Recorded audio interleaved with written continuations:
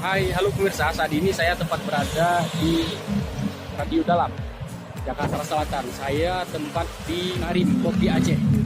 Bagaimana kita lihat proses penyajian kopi Aceh ini, karena memang kopi Aceh salah satu kopi yang cukup digemari. Ini proses penyajiannya disaring ya seperti ini. Bang Wid sudah berapa lama di Jakarta? Di Jakarta sebelum di Jakarta di Banda Aceh, pernah kerja juga di kopi Lampinang. Nah, habis itu baru ke Jakarta. Sejak 2017.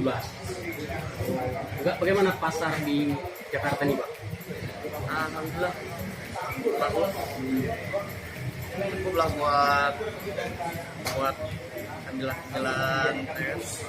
Selama pandemi berpengaruh tingkat penjualan. Taruh Berapa persen? relatif. Drastis. Bang Muhib coba disapa dengan bahasa Aceh dulu. Kita apa? Assalamualaikum.